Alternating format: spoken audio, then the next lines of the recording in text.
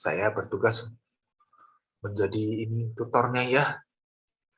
Saya moderator, kamu diskusi, saya mengarahkan diskusinya. Silakan kalau ada yang bertugas presentasi ya. Ada, Dok. Ya. Baik, Dok, izin share screen. Ya.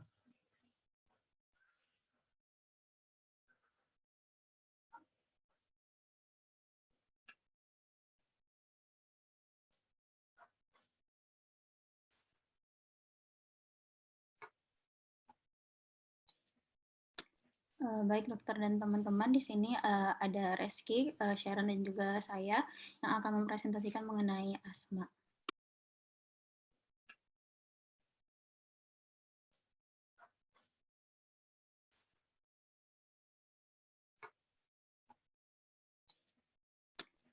Baik dokter dan teman-teman, di sini ada Reski, Sharon dan juga saya yang akan mempresentasikan mengenai asma.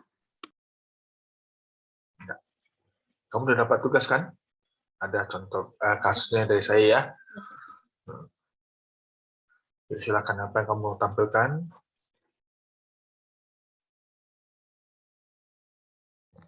Punten dok, kami mendapatkan kasus seorang perempuan dengan umur 45 tahun dok.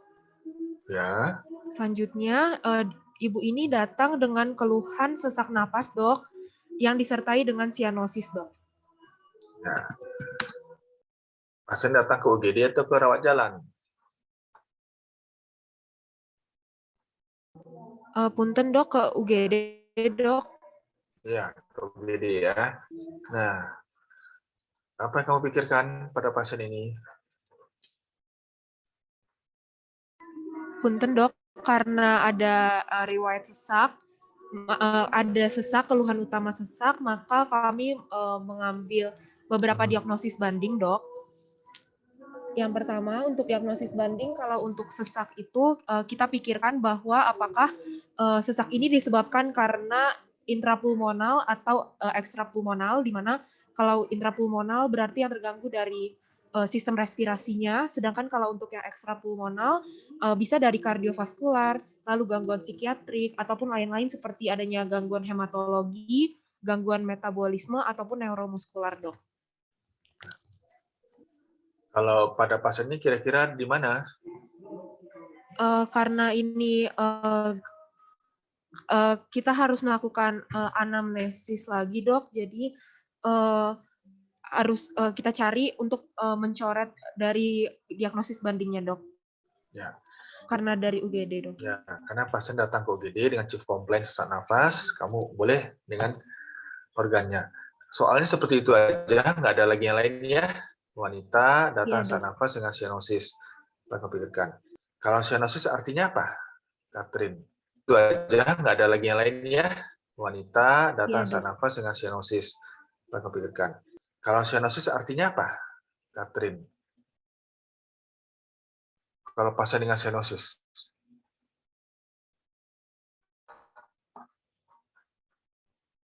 Ya. Artinya ada terjadi hipoperfusi ya. dok. Ya dok. Ya, artinya apa? Kalau pasien yang datang dengan sianosis? Artinya terjadi hipoksia dok. Ya. Hipoperfusi. Ya, hipoksia di jaringan sehingga pasien sianosis. Pasien ini artinya sakit berat kan ya. Nah, memang kalau kamu sebagai dokter, kelihatan dalam lapangan nanti, kamu sebagai dokter umum, GP itu justru banyak bekerjanya di UGD. Kemudian untuk daerah-daerah tertentu, kamu diperbantukan misalnya di penyakit dalam, di ruang bedah, gitu. Tapi secara umum, kalau kamu bekerja di kota, kamu tugasnya kebanyakan sebagai dokter jaga gerbang UGD. Kamu bisa sering menemukan kasus ini. Pasien datang dengan sianosis, sesak nafas, kamu boleh DD seperti tadi, DD organ paru, organ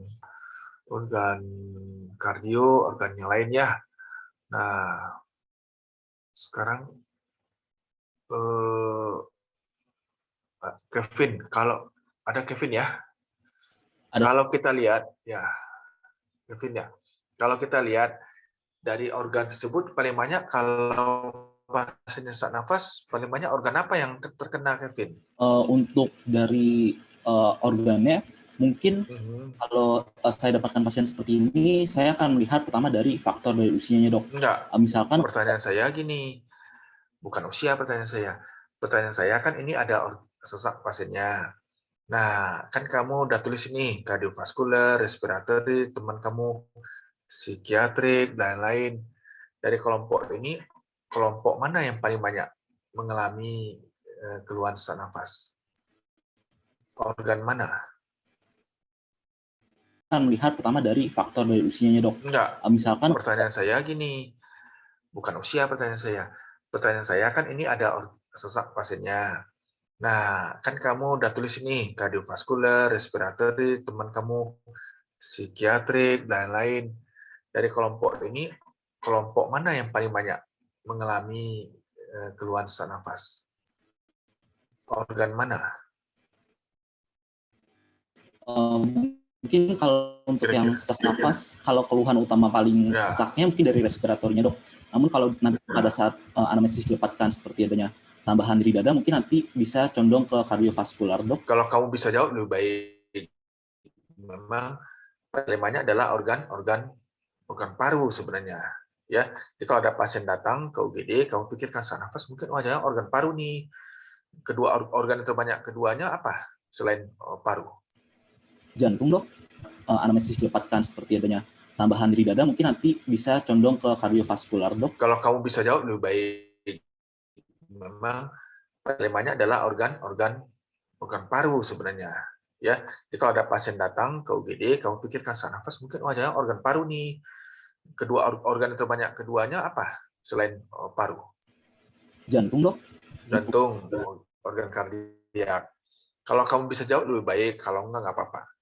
Kalau organ paru, kira-kira berapa persentasenya? Kalau kamu pernah baca, kalau enggak apa-apa. Memang agak sulit untuk kamu. Ini sebagai gambaran buat kamu aja yang lain. Wah, kalau ada pasien datang ke UGD, sesak nafas, pikirkanlah pertama kali organ paru. Karena berapa persen atau berapa banyak mengalami seperti ini.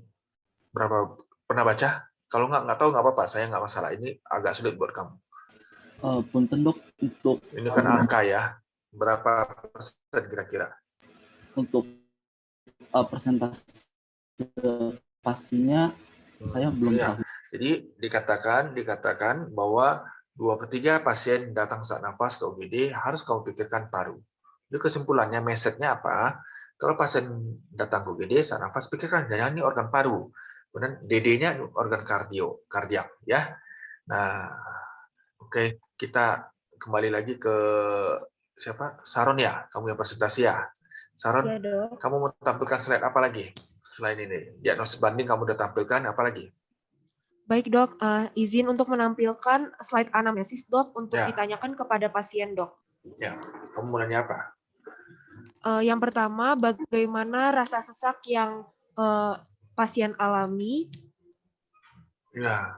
Seperti apa? Kalau pasiennya sesak begini, kenyataan di lapangan, apa yang kamu lakukan kalau di pasien datang ke UGD?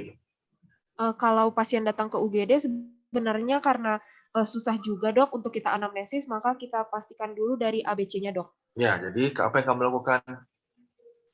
Yang pertama, kita pastikan bahwa airway-nya tidak ada sumbatan, dok. Lalu selanjutnya kita lihat dulu dari breathing-nya dan juga untuk sirkulasinya. Lalu karena pasien ini sesak dan di UGD, kita tanyakan bersama dengan orang yang membawanya ke UGD, dok. Jadi sebenarnya yang paling penting kalau kamu dapat pasien, kamu lihat dulu pasiennya, apa kebutuhan pasien yang mendesak sekarang. Yang namanya emergensi.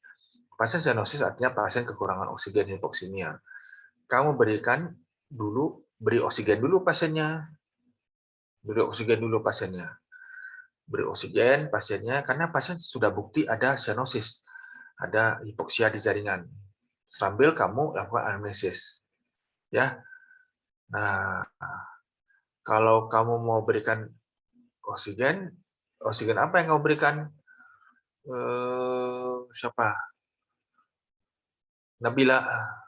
Oksigen apa yang kamu berikan pada pasien ini kira-kira? Ada Nabila ya? Ada, dok. Nah, kamu berikan oksigen apa nih pada pasien ini? Mungkin menggunakan kanul dok atau sungkup. Ya, kamu lihat oksigennya. Kalau dia cyanosis, kamu sebaiknya berikan yang mana? Kanul dok, menggunakan kanul. Kalau kanul itu berapa persen? Ini mungkin terlalu sulit buat kamu karena ini kan bukan pelajaran skill lab, tapi kan yang namanya seorang pasien datang kan kamu nggak bisa pilih-pilih, wah ini hanya pasien pneumonia, pasien apa. Penanganannya holistik kan pasiennya. Kamu berikan terapi oksigennya apa? Kalau kamu pilih, kalau cyanosis itu artinya apa? Sangat-sangat hipoksia. Kamu berikan, boleh nggak oksigen tinggi sekaligus? Yang fraksi oksigen tinggi. Boleh dok. Kamu berikan apa kalau gitu? Untuk yang fraksi oksigen tinggi, berarti yang bisa diberikan Venturi dok? Venturi itu fix untuk fix oksigen. Tapi kalau oksigen yang tinggi adalah pilihannya, kamu pilih binasal, NRM,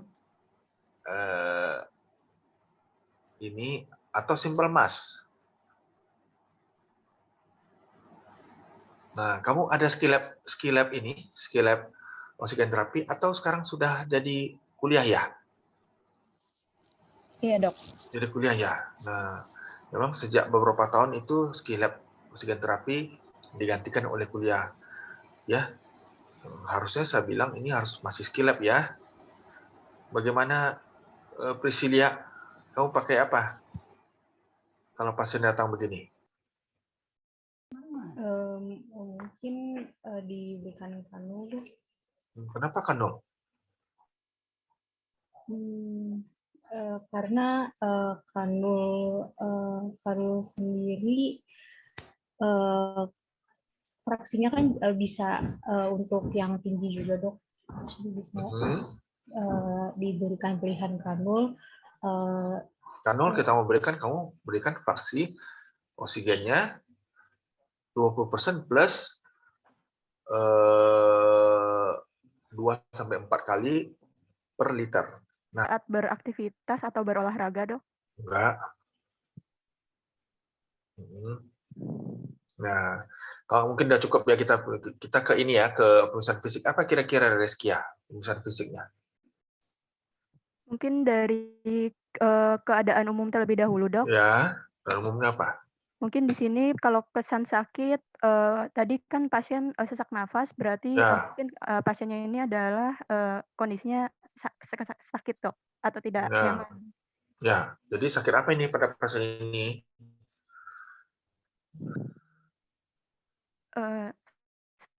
Sesak nafas dok tadi dok. Nah, kalau kriteria sakit, keadaan umum kan kamu mulai dari keadaan umum dulu, pemeriksaan fisik. Oh iya dok. Keadaan umumnya apa? Kamu cerita sama saya gimana keadaan umum pasien ini? Keadaan umumnya pasien tampak gelisah dok karena sesaknya. Mungkin karena di sini cyanosis, ada sesak nafas, tadi pasiennya mungkin cenderung dia ingin memilih untuk duduk atau duduknya itu sambil membungkuk. Ya, itu kan ini. Kamu harus tulis dulu, kamu lihat tuh kesan umum ada dari pemeriksaan fisiknya ke dalam di Unpad kan ya, kamu ambilkan ya untuk ini untuk PSPD kan kamu ya. Nah, kesan umum ada, keadaan umum, kesan sakit apa itu ditulis. Sakit berat. Ya, kenapa sakit berat Reskia? Karena tadi ada sesak nafas juga dok dan cyanosis. Ya, ada sesak nafas, ada cyanosis. Pasien ini sakit berat ya.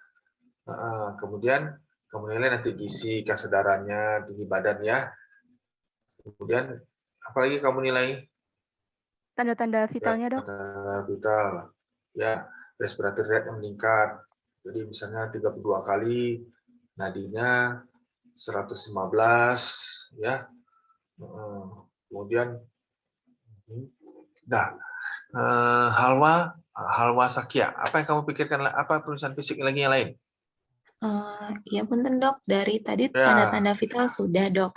Lalu mungkin dari tanda-tanda vital itu juga bisa dinilai apakah dari nadinya normal atau tidak. Lalu setelah Oh, sudah. Lalu kita bisa lanjutkan ke pemeriksaan fisik lain dari bagian kepala sampai dari bagian bawah, tapi mungkin lebih difokuskan pada gejala sesaknya. Jadi mungkin bisa dilihat terlebih dahulu dari inspeksi, apakah tadi pasien sudah tampak gelisah, lalu dari bagian kepalanya, jika memang sesak, bisa dilihat apakah hidungnya itu terdapat peningkatan dari efek peningkatan dari usaha bernafas, dilihat apakah ada pernafasan cuping hidung atau tidak, lalu apakah di bagian dadanya ada retraksi atau tidak, lalu juga tadi ada retraksi, lalu tadi sudah ditemukan adanya sianosis dari shift complaint. Setelah itu mungkin bisa dilakukan palpasi. Dilakukan palpasi itu biasanya mungkin pada orang yang sesak nafas tidak terlalu ada ditemukan kelainan pada saat palpasi. Tapi bisa dilakukan pemeriksaan untuk vocal fremitus ataupun ictus cordisnya. Tapi biasanya normal. Kemudian untuk perkusi ini juga biasanya tidak terdapat kelainan. Lalu bisa dilakukan auskultasi juga, lalu dilihat apakah sebelumnya dilihat apakah ekspirasinya bagaimana, apakah memanjang atau tidak. Biasanya jika pada pasien ini kira-kira memanjang dok ekspirasinya. Lalu didengarkan juga suaranya apakah ada mengi atau tidak, yang biasanya mengindikasikan adanya asma. Lalu juga bisa kalau misalnya tidak ada, bisa minta ibunya untuk force expiration, jadi biar agar lebih terdengar apakah ada mengi atau tidak. Lalu juga mungkin saya skip dulu ya. Pasien sesak, kamu nggak mungkin suruh force expiration, ya udah mengap-mengap ya.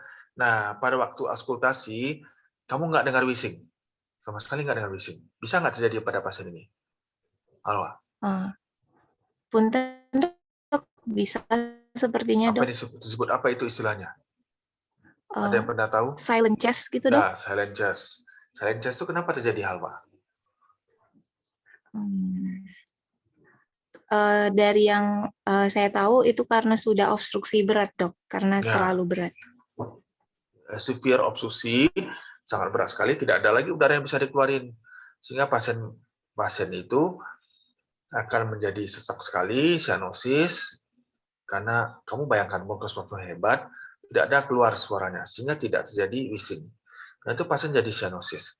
Jadi kalau kamu nanti tidur terjaga, kamu harus ingat, ada pasien datang, apalagi pasiennya setelah anamnesis, mungkin pasien tidak akan cerita karena sesak nafas kan, keluarga ngantarin, ya dok, pasiennya ada asma, sekarang tadi serangan berat, sesak sekali, tapi kamu bingung kok nggak ada wheezing. Nah, itu silent chest, dan silent chest ini bisa terjadi.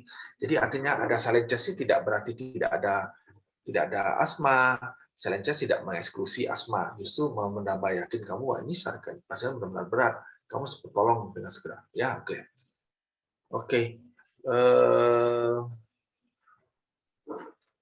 Apa lagi? Anggita, ada lagi pemeriksaan fisik yang lain yang perlu kamu tambahin? Tadi setelah silent chest, dok, mungkin karena tadi ada hip. Apalagi yang perlu kira-kira kamu cari? Karena tadi ada silent chest, dok, karena udara tidak bisa keluar, mungkin pas diperkusi seharusnya ada hipersonor, dok. Ya, hipersonor. Apalagi, Anggita? Karena kebayangkan hipersonor karena udaranya banyak kan tertahan di dalam, ya. Jadi pasti jadi hipersonor. Ya, saya setuju. Apalagi Anggita? Kemudian dilihat di ekstremitasnya, dok, mungkin karena ada hipoksia. Kemudian vocal fremitusnya juga mungkin meningkat, dok. Atau menurun? Menurun, dok. Kapan meningkat vocal fremitus Anggita? Seperti saat ada infiltrasi seperti cairan, dok, makanya bisa meningkat seperti pada pneumonia. Infiltrasi cairan artinya apa? Kalau infusi plura meningkat atau menurun? Infiltrasi cairan itu ketika parenkim atau seperti alveolus itu terinfiltrasi oleh cairan, sedangkan kalau pada efusi plura itu vocal fremitusnya menurun, dok. infiltrasi cairan pada alveolus sehingga menyebabkan suatu proses yang kita sebut dengan proses, pernah dengar konsolidasi? Konsolidasi ya, Dok. Ya, konsolidasi. Jadi prinsipnya kalau ada suara hantaran, pengantar itu pengantar yang baik, kamu akan mendengar suara yang lebih tinggi, lebih jelas. Proses konsolidasi itu pengantar yang baik. Kalau adanya proses massa, proses cairan, itu pengantar yang jelek. Sehingga suaranya menjadi menurun. Ya, vokal vomitus menurun, vokal PBS menurun, vokal resonan menurun. Itu terjadi pada efusi pleura, pada massa. Ya, oke. Bagian abdomennya dari inspeksi, palpasi, perkusi, dan juga auskultasinya, Dok. Ada kira-kira masalah pada abdomen kalau pada pasien ini, perkiraan kamu gimana? Biasanya dalam batas normal, Dok. Ya. Untuk abdomennya. Apalagi kamu presentasikan? Untuk pertama, setelah anamnesis dan diagnosis PMFIS mungkin bisa diambil untuk diagnosis klinis terlebih dahulu, Dok, sebelum karena pasien datang dengan serangan dalam serangan dan terjadinya sianosis, maka pasien datang dengan asma bronkial eksaserbasi berat, Dok. Ya. Kemudian? Terus karena pasien sudah diketahui memakai controller tadi ya, Dok. Bisa diakses tadi pasien sebenarnya apakah termasuk kontrol, uncontrol, dan antara tiga itu, Dok. Jadi pasien kontrol, partial kontrol, dan juga uncontrol. Nah, kamu tahu ini pasien sakit berat dari mana? Kalau dari eksaserbasi berat itu salah satu tanda-tandanya terdapat sianosis, Dok. Terus kalau misalnya dari saturasinya itu di bawah 90%, lalu sudah ada retraksi, Dok. Ya. Kalau ringan gimana, Melianisa? Ya. Gimana kalau ringan? Kalau ringan biasanya pasien masih bisa berbicara, Dok, dan tidak ada sianosis. Ya. Berbicara dalam kalimat, Dok. Kalau sedang dalam frasa, kalau misalnya berat itu dalam kata, Dok. Ya. Misal kalau pasien ngomong, iya dokter lihat saya sesak kan? Nah, itu apa itu? Menurut saya sudah berat, Dok. Perkata. Ya, kata. Dan itu sangat membantu, ya. Mulai lihat dari cara bicaranya, posisi duduknya waktu datang, kalau dia membungkuk, itu severe. Apalagi mungkin gampang juga dari kata, kemudian kalau sudah ada retraksi, minimal sedang atau berat. Jadi tidak ringan. Kalau pasien datang, masih bisa ketawa-ketawa, bisa ketawa ke TV, itu mungkin ringan, nggak ada retraksi, ya. Nah, dan kalau menentukan ini kontrol uncontrol, Pak, dikontrol gimana caranya? Bisa dilihat dari gejala 1 bulan terakhir, Dok. Ya, bulan terakhir gimana? Yang pertama itu apakah terdapat asma di siang hari lebih dari 2 kali dalam seminggu, Dok. Ya. Lalu apakah terdapat ibunya itu terbangun di malam hari karena adanya asma dalam sebulan terakhir. Lalu juga apakah ibunya memakai reliever SABA untuk mengurangi simptomnya itu lebih dari 2 kali dalam seminggu. Lalu apakah adanya harus lebih dari 2 kali seminggu, ya. Iya. Lebih dari 2 kali. Kalau 2 kali seminggu boleh. Jadi prinsipnya begini, orang asma itu diharapkan hidup seperti orang normal, tapi masih ditoleransi jika kurang dari 2 kali. Serangan malam tidak boleh, terbangun malam hari nggak boleh ada. Dalam seminggu masih boleh 2 kali. Sesak atau konsekuensi sesak adalah dia menggunakan dulu reliever. Dulu zaman konsep dulu reliever adalah short acting beta agonis, tapi konsepnya berubah saat ini. Reliever adalah menggunakan short acting beta agonis sama plus steroid inhalasi dan kerja cepat, ya. Karena logikanya begini, asma itu adalah penyakit inflamasi. Penyakit inflamasi yang menyebabkan adalah proses sekresi mukus spasme. Induk masalahnya adalah asma. Induk masalahnya adalah inflamasi. Jadi kalau kita hanya berikan reliever beta-2 agonis saja, pasiennya akan lega. Lega karena terbuka bronkusnya, bronchodilator kan. Tapi ini tidak menyelesaikan masalah. Dia hanya membuka saja, proses informasi masih jalan. Dia pembuka sesaat, kemudian dia sesak lagi. Ya kan? Kamu kalau obatin pasien, kalau bisa pengobatan konsultatifnya. Nah, kalau kamu berikan dua macam, kamu berikan inflamasi, steroid inflamasi, dan bronchodilator, dua-duanya, pertama kamu gejala simptom yang kamu perbaiki, dan bronchodilator, kemudian proses inflamasi kamu kurangin. Jadi, saling mempengaruhi sesuai dengan patogenesisnya. Ya, oke. Diagnosa klinisnya ini. DD-nya tadi mungkin dok, bronkitis atau bronkopneumonia. Itu DD etiologi. DD asmanya sendiri? COPD dok? Ya, paling mungkin adalah COPD. Ya, walaupun dia second smoker ini pada pasien ini. Ya, oke. Nah, siapa lagi yang presentasi sudah nih? Kamu ada 3 orang kan di presentasi ya? Iya dok, saya dok, Reskia dok. Yang Reskia. presentasi ketiga. Ya, kamu sudah saya tanya tadi kan Reskia ya? Iya dok. Reskia, mana Reskia? Saya dok. Iya ya, nggak saya mulai daftarnya. Nah, yang belum saya tanya siapa? Nadia belum saya tanya. Nadia Surya Safira? Belum dokter. Nah, Nadia. Sudah ada diagnosanya. Kamu mau usul apa ini pemeriksaannya, Nadia? Mungkin kalau misalkan pasiennya sudah tidak sesak bisa dilakukan spirometri, dok? Boleh, spirometri. Kalau saat ini sekarang ini apa pada waktu di UGD?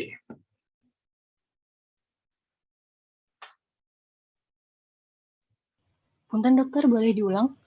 Kalau pada saat kamu terima pasien di UGD, pasien dalam kondisi begini di UGD, dan kamu sebagai dokter jaga UGD nih, apa yang kamu lakukan? Tata laksana dulu sesak nafasnya, dok? Boleh. Nah, khusus untuk pemeriksaan penunjang, apa yang kamu bisa lakukan pada pasien ini?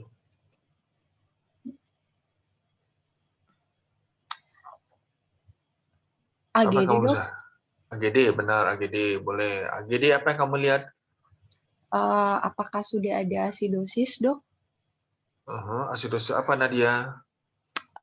Respiratory. Ya, Nadia, respiratory. Kalau asidosis respiratory itu tandanya apa aja yang kamu bisa ditemukan di AGD? Kamu pernah lihat AGD kan? Kalau sudah ada skill lab-nya atau lab activity tentang analisa gas darah? Belum sepertinya, dok. Oh, belum ya? Iya. Ada pH, ada kadar PCO2, ada PO2, analisa gas darah. Kalau asidosis respiratory, apa yang kita temukan pada AGD-nya? Tekanan parsial O2-nya turun, dok. Itu kalau hipoksimia. Kalau asidosis, kata asidosis artinya apa kata asidosis? pH-nya, dok, turun. Apanya turun? pH, dok. pH-nya. Kalau itu kamu harus tahu. Kalau kamu tahu lebih bagus, ini mungkin agak sulit. pH normal pada ini berapa? Pada AGD? Kurang dari 7,3, dok. Ya, hampir tepat berhadiah ya, Nadia ya. Nah, ada yang tahu? Kalau tahu lebih baik, kalau nggak tahu nggak apa-apa. Siapa yang belum bicara? Siapa yang belum berkicau? Ya. Nah, nilai normal itu 735 sampai 745. Kalau asidosis itu pasti turun dari 735. Jadi kalau kamu lihat AGD-nya, pH-nya turun. Nah, kalau menunjukkan respiratorik, artinya apa? Yang meningkat apa? RR-nya, dok. Asidosis respiratorik. Biasanya karena logika aja, pada pasien ini terjadi bronkospasme. Akibat bronkospasme terjadi apa? Gangguan hantaran udara yang keluar. Terjadi retensi. Retensi apa yang terjadi pada pasien asma? CO2, dok. Retensi CO2. Jadi PCO2-nya akan meningkat pada pasien ini. Ya, di AGD PCO2 meningkat. Dikonnya, ya, oke. Iya, dok. Nah, kemudian Ada lagi yang kamu tampilkan slide-nya? Yes, kerja sudah. Nah, pemisahan itu sebenarnya kalau kamu mau urut, sebenarnya pemisahan itu berguna untuk pemisahan. Apa guna pemisahan menunjang? Itu pertama untuk diagnostik, untuk pemisahan diagnosis, kemudian untuk follow up, ya. Ya enggak, kalau di UGD kamu follow up untuk respon terapi berapa lama waktunya? Kamu lihat ada waktu berapa menit itu atau berapa lama? 1 jam kamu nilai, kamu asesmen lagi, ya. 1 jam lihat ada responnya bagaimana atau tidak, responnya bagaimana, ya. Oke, semua sudah saya tanya, ya, udah ya. Sudah dokter. Sudah dok. Ya, hari ini kamu sudah diskusi tentang asma, ya. Ini asma ekspirasi akut. Nanti kamu biasanya kalau ujian biasa asma ekspirasi akut yang keluar biasanya, ya. Nanti kamu baca, saya pikir GINA itu cukup bagus dan update, karena GINA itu sebenarnya diuntukkan untuk GP itu, untuk dokter umum sebenarnya, GINA itu, ya. Jadi itu diupdate setiap 6 bulan sekali. Kamu baca tentang bagaimana kontrolen pada pasien asma yang stabil, baca sendiri, ya. Jadi minimal saya memberitahu hal penting buat kamu pada pasien rata asma di UGD, ya. Pertanyaan mungkin setiap kelompok juga berbeda. Kelompok kemarin berbeda dengan sekarang, ya. Kelompok sebelumnya berbeda lagi cara saya membimbing, ya. Saya mulai dari yang lain, dari poin yang lain, ya. Oke, ada pertanyaan? Sekarang kamu boleh bertanya. 1 pertanyaan buat saya. Ada pertanyaan? Kalau enggak ada nggak apa-apa, karena kamu udah saking bingungnya, ya. Udah banyak, ya. Kamu baca lagi buku, baca GINA, ya. Oke.